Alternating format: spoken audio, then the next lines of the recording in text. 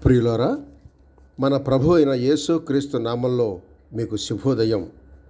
ఆయనను గూర్చి అనుదిన ఆత్మీయ ఆహారం, మే 3 శుక్రవారం. నేటి మన ధ్యాన లేఖనం కొరింథీయులకు రాసిన మొదటి పత్రిక 3వ అధ్యాయం 3వ వచనం. మీలో అసూయయు కలహమును ఉండగా మీరు శరీర సంబంధులై మనుష్యరీతిగా నడుచుకునేవారు కారా? వ్యాఖ్యాన అంశం: మానవ జాతి 3 రకాలు. మొదటి భాగం. వ్యాఖ్యానాంశం: మానవ జాతి 3 రకాలు. మొదటి భాగం. వ్యాఖ్యానం: కొరింథీ సంఘంలోని వర్గ విభేదాల గురించి మొదటి పత్రిక 10 నుండి 15 వచనాల వరకు ప్రస్తావించిన పౌలు ఆ విభేదాలకు చీలికలకు కారణం వివరిస్తున్నాడు. తను అపోస్తలుడు అనే అధికారాన్ని బట్టి మానవ జాతి అంతటిని 3 భాగాలుగా చేస్తున్నాడు. 1. ప్రకృతి సంబంధులు. మొదటి భాగం: ప్రకృతి సంబంధులు. వీరు ఆత్మరీతిగా చూస్తే మృతులు.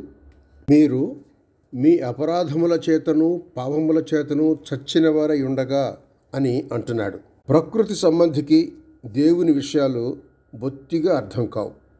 అపొస్తలుల కార్యములు 8వ అధ్యాయం 31వ వచనంలో ఇథియోపియా కోశాధికారి అలాంటివాడే.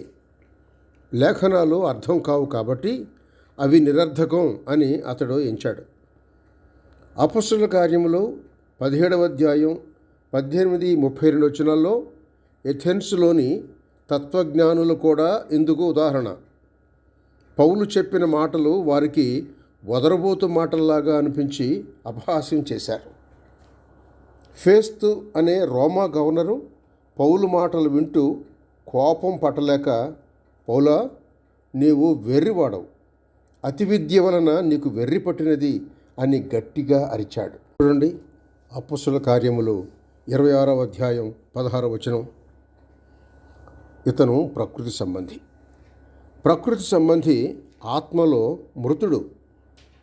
రోమాపత్రిక 5:12.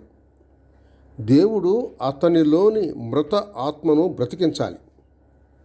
యేసు ప్రభు మీద నమ్మకం ఉంచడం ద్వారా అతనిలో జీవాత్మ ప్రవేశించి బ్రతికిస్తుంది. అంతవరకు ఆత్మ సంబంధమైన విషయాలు అతనికి అర్థం కావు. ఒక శవంతో ఏం చెప్పినా స్పందించదు. ఎన్ని మంచి వస్తువులు శవం చుట్టూ పెట్టినా ఎదురుపెట్టినా చలనం ఉండదు. ఆత్మ సంబంధమైన విషయాల్లో ప్రకృతి సంబంధి అంతే. పిల్లవాడు శారీరకంగా ప్రాణంతోనే పుడతాడు, కానీ ఆత్మ సంబంధంగా మృతుడిగా పుడతాడు. ఆత్మ సంబంధంగా మృతుడిగా జీవిస్తాడు. ఆత్మ సంబంధంగా మృతుడిగానే మరణిస్తాడు. ఇది శాశ్వత మరణం. నరకమే అలాంటి వ్యక్తి గమ్యం. ఇలాంటి వారు ప్రకృతి సంబంధులు. కొరింథీయులకు రాసిన మొదటి పత్రిక 2వ అధ్యాయం 14వ వచనం చూడండి. ప్రకృతి సంబంధి అయిన మనుషుడు దేవుని ఆత్మ విషయములను అంగీకరింపడు. అవి అతనికి వెర్రితనముగా ఉన్నవి. అవి ఆత్మానుభవం చేతనే వివేచింపదగును గనుక అతడు వాటిని గ్రహింపజాలడు. శుభములతో వందనాలు.